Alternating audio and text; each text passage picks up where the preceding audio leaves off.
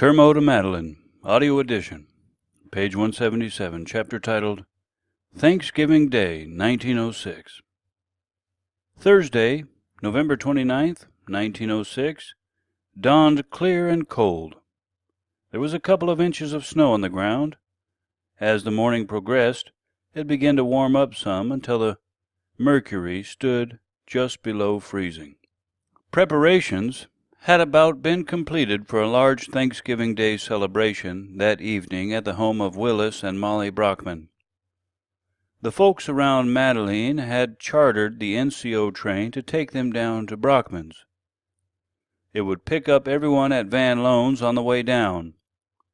Molly was cooking a couple of huge turkeys, and all the ladies in the area were bringing the trimmings. By mid-morning, bread, stuffing, and pies were being baked in ovens around the community. May Bailey was busy in her kitchen. Wilson was outside doing chores. Their little girls were busy helping their mother prepare for the festivities. In the living room on their house, a large pot-bellied stove was radiating heat against the brisk fall temperatures outside.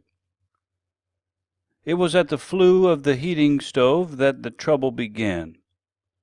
By the time May realized there was a problem and went into the living room to investigate, flames were lapping at the ceiling and the wall behind the stove. Rushing outside, she yelled for Wilson to come help. "The house is on fire!" When she had the little girls safely outside, she began pumping water from a hand pump beneath a windmill tower just outside the back door.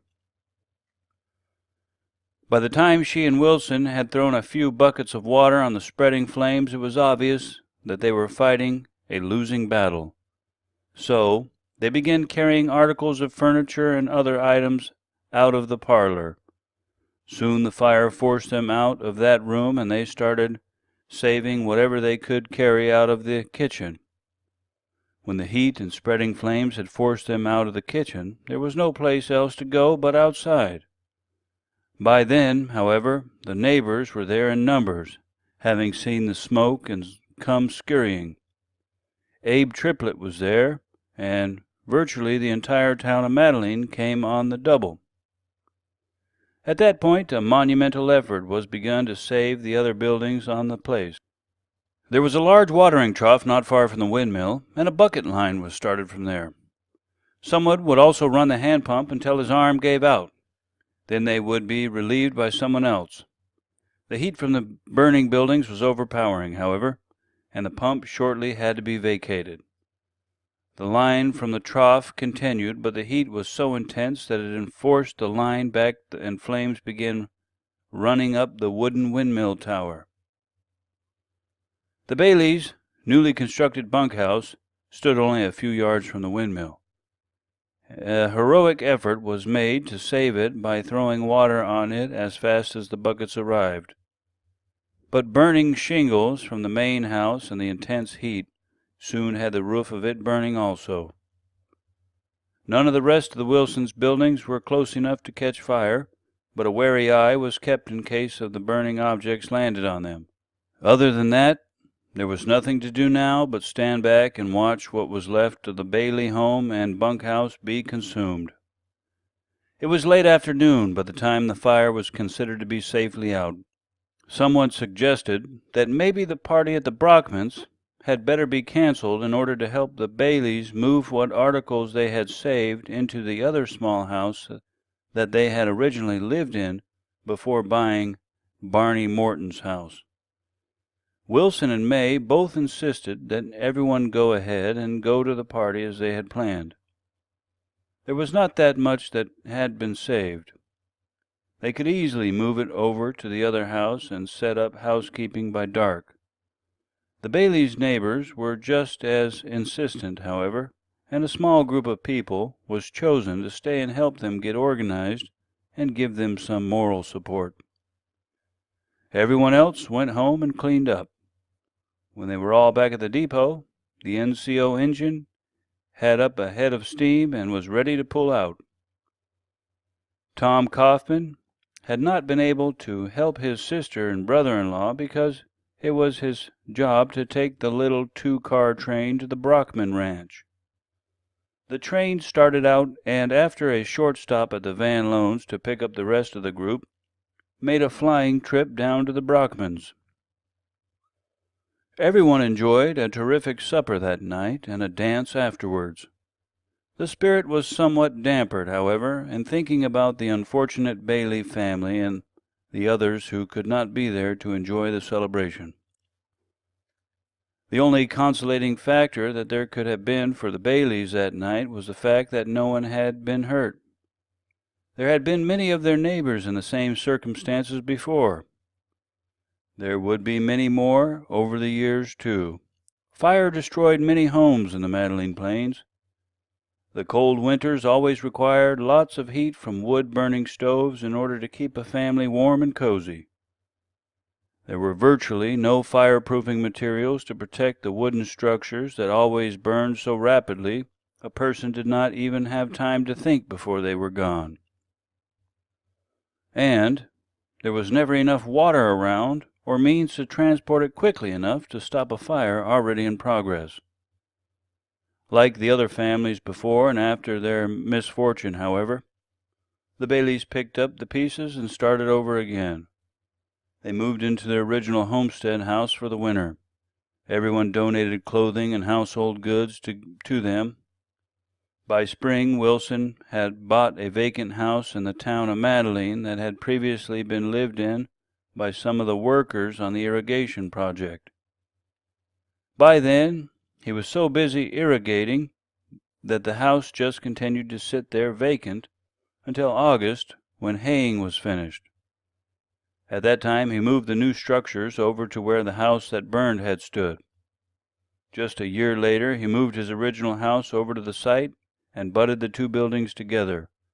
All traces of the fire was gone, and the Baileys began living a normal life once again. Next chapter, titled J. Noble Jones, A Man with a Dream. Of all the people that B.F. Lynip and Ulty McCabe could have found to buy the Tule Lake Land and Irrigation Company, no one would have tried harder to make the system succeed than J. Noble Jones. Probably no one would have gambled as much on the project either. J. Noble Jones, upon inspection of the system and after conferring with engineers, both public and private, could see a magnificent vision of prosperity for himself and everyone involved. He envisioned a bustling community called Madeline, with dairy farms, potato and hay farms, and apple orchards. The town itself would have lumber yards, general stores, and churches, and would be serviced by 2 railroads. Water would flow out of the Tule Lake abundantly and irrigate thousands of acres. And why should it not be so? The government engineers, as well as those hired by Jones and Lynip, all said it would work, and produced flowery reports showing just exactly what the possibilities were. And J. Noble Jones was no farmer. If the reports were favorable, he had nothing else to go by. Now, in actuality, J. Noble Jones was a very refined gentleman in a class seldom, if ever, seen around Madeline.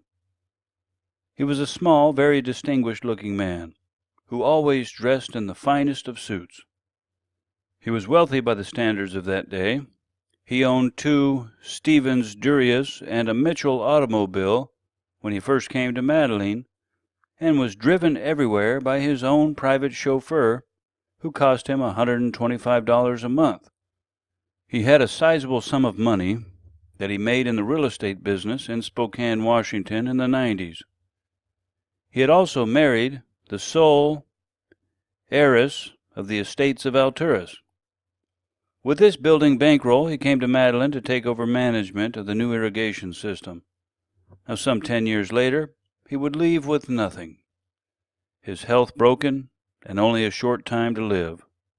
Scores of people mad at him, his family torn apart, and his beautiful dream of fame and fortune shattered. J. Noble Jones was originally from Michigan, born there in 1863, and given the name of John Noble Jones. He always went by J. Noble, however, and even his closest friends called him that. From his early days he was associated with a different class of people than the average Madeliner kept company with. As a young man he was the Michigan State figure skating champion. He attended Northwestern University in Chicago, learning photography. For several years he ran his own photography studio before moving to Spokane and opening a real estate office. It was the first real estate office in Spokane, and eventually took in his brother, Arthur D. Jones, and 3 other men. J. Noble Jones first heard of the Tule Lake project in January of 1905. At that time he was already dealing in real estate in California. He had already subdivided a walnut orchard in Santa Rosa and was raking in huge profits on both that project and his dealings in Washington. Everything had gone well for him in real estate in the past. This was a bigger deal than he had ever tried previously, but he began studying the proposition with enthusiasm. By late 1906, he had secured an option on it. At that same time, another proposition was taking shape. George Gleason, the most wealthy individual in Alturas, had sent his daughter to Oakland to finish her schooling and then to Spokane to study music. There she had met J. Noble Jones and was highly impressed. He was a very polished gentleman, the suitors around Alturas whom she had been accustomed to, as fine and well-to-do as some of them were. Even though they were still rough cowboys, she and Mr. Jones courted and were married in Moscow, Idaho, on May 18th of 1907. Her new husband had been previously married, but his first wife was dead. They had 4 children, however, whom the new Mr. and Mrs. Jones now left with his brother in Spokane. They went on a honeymoon for a couple of weeks in San Francisco and then moved to Alturas. Before they ever left Moscow, however, Jones had sent an expert irrigation engineer to Madeline. He had sold his interest in the real estate office in Spokane the previous March and was looking into 2 projects in California, one at Fresno and the one at Madeline. During the time he and Georgia were in San Francisco, they made a trip over to Fresno, but were unable to make a deal on that project. Back in San Francisco, they wired the engineer in Madeline, and he came to meet them there. He gave them a verbal report of what they had determined at Madeline. Quote, "It was a very good proposition, but would require considerable capital," unquote. Somewhere in the neighborhood of $400,000, he figured. J. Noble Jones took his new bride and moved to Alturas. He inspected the irrigation scheme and then began dealing with Olte McCabe and B.F. Lineup. After a week or 10 days of negotiation, a deal was closed on June 22, 1907, and J. Noble Jones became the new owner of the irrigation project that Olte had dreamed up several years previously. He opened up offices in Alturas, Reno, and San Francisco. Then, in the first days of July, he and Georgia left on a business and pleasure trip to the east for 5 weeks. Since the NCO had not yet finished its line to Likely, they rode the stage up to Madeline, where they caught the train into Reno.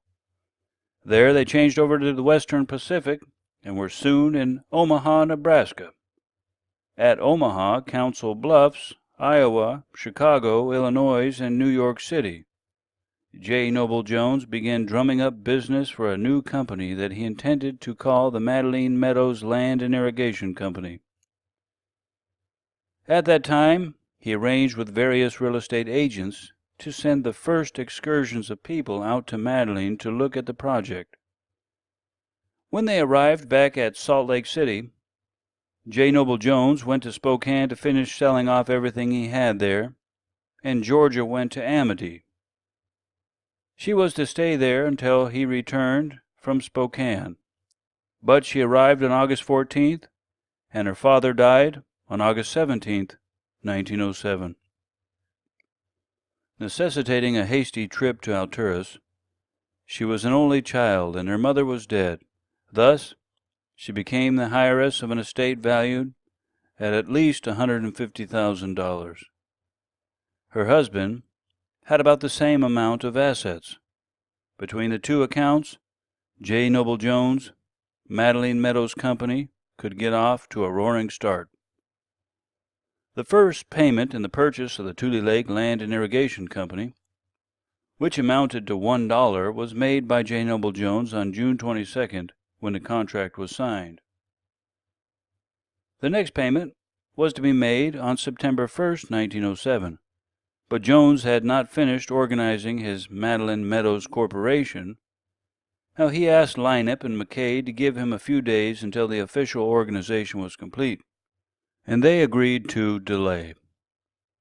The Madeline Meadows Land and Irrigation Company's articles and incorporation were drawn up in Alturas on September 6th of 1907, and forwarded to the Recorder of Washoe County, Nevada, and the Nevada Secretary of State at Carson City. Permission to incorporate was granted on September 10th. J. Noble Jones was president, and J. B. Brewster was secretary of the new Nevada Corporation. Other officers and directors included Georgia M. Jones, L. B. Edwards, J. B. Sears, and C. A. Hurst. Colonization of the Tule Lake area had been lagging under the company organized by Olty McCabe.